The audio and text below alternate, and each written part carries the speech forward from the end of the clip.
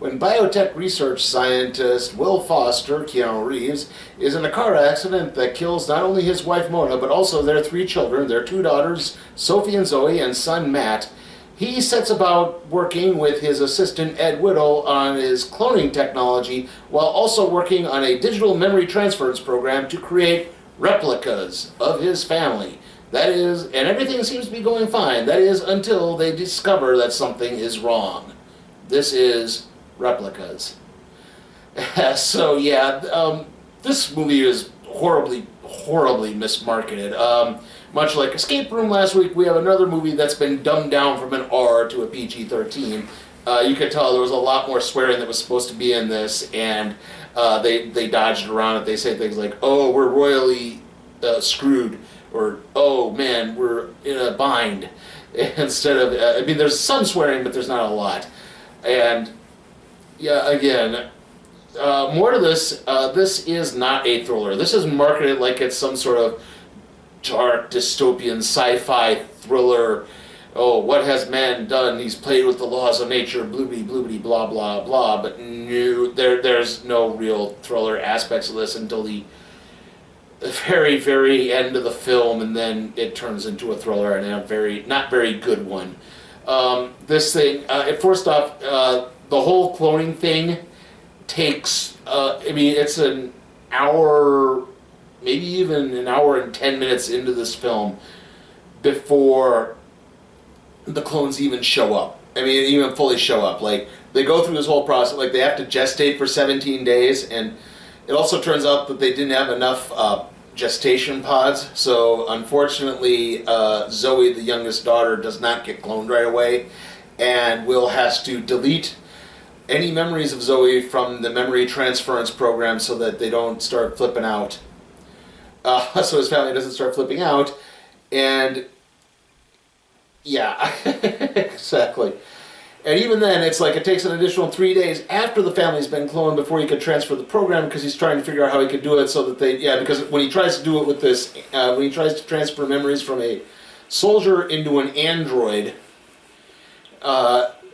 it's like the android basically tears itself apart, literally. And he discovers, oh, this is like tissue rejection to an extent. You know, it's recognizing that this body that it's in isn't theirs.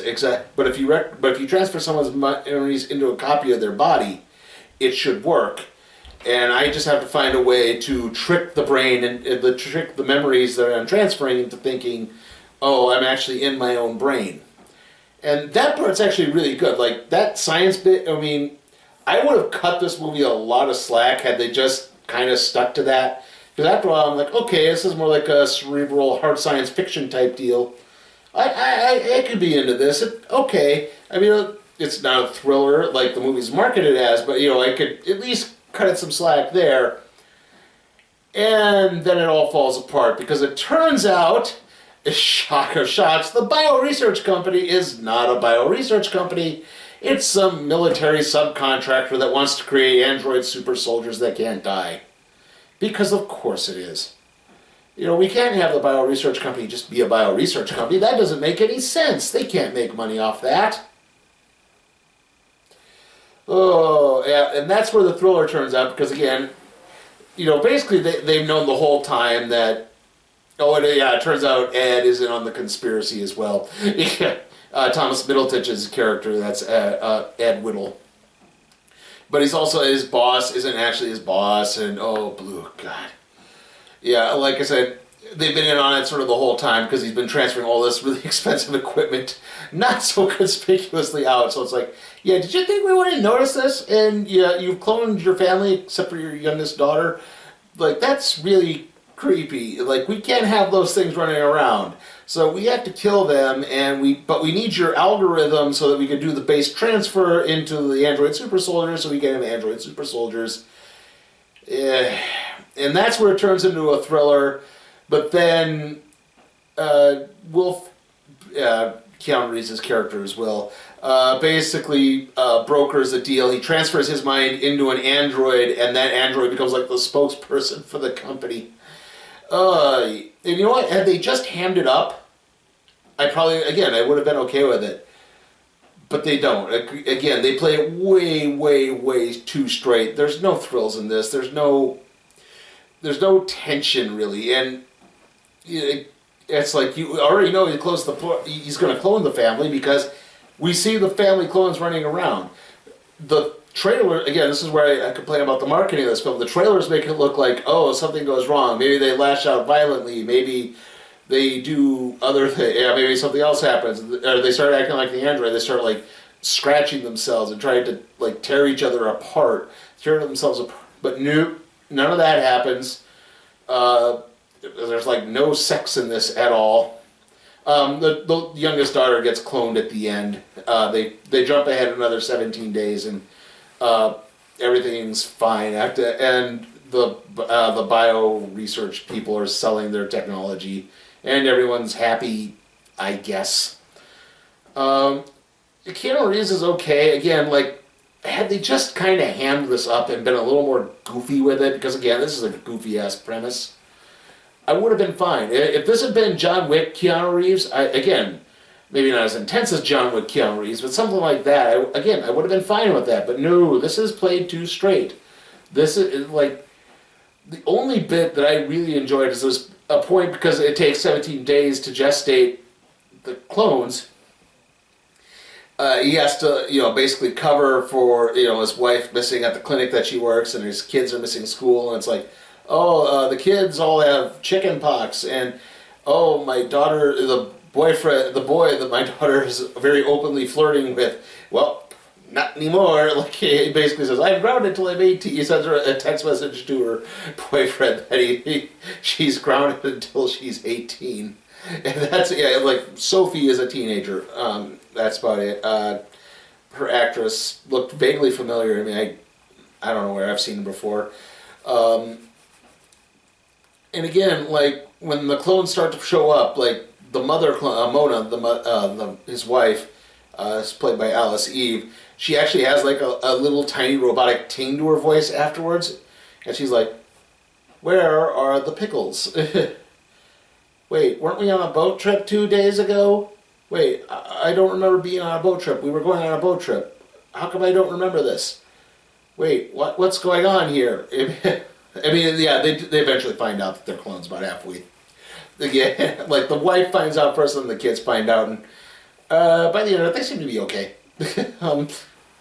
Like I said, if it had just been hammy, I could have cut it some slack, but no, they play this way, way too straight for...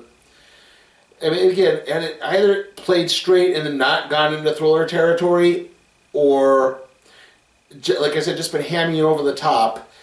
Even then, like, again, it takes way too long to get to the clones. Like, we should have had the bits with the clones at the beginning of the movie and then told what happened in flashback. Because that could have been condensed down, and I think that would have made for a much, at least, tighter story. I don't know if it would have been better, but it would have been tighter, and it would have felt like not so droning, because that's the other part. This thing just kind of goes on and on and on. So, yeah, if you haven't figured it out, unfortunately, I am giving Replicas an F.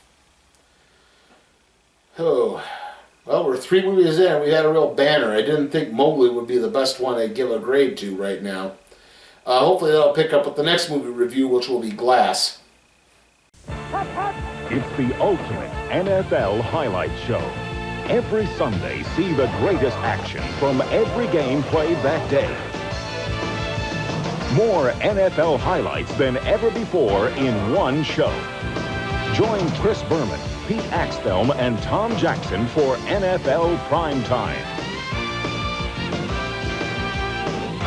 Sundays at 7 Eastern, only on ESPN. Okay, so yeah, I said Glass was going to be the next movie, and then I'll get to the other videos after that. But first, we have the trailer time, and nothing really new here. I mean, really nothing new at all. The only change is because we didn't get Replicas, because obviously I was seeing Replicas, I didn't get the trailer for that this time around. Instead, we got a different one. But we had Pet Sematary again, Alita Battle Angel again, Happy Death Day to You again, Miss Bala again, Godzilla King of the Monsters again, and Fighting with My Family. That was our sort of newish trailer this time. So like I said, the next movie review is going to be Glass. After that, it's going to be Kid Who Would Be King. And of course, the next video is going to be the random trade review on Flash, The Secret of Barry Allen. I got all the scans for it. I have to do the on-camera and voice recording and then merge everything together still. See you all next time.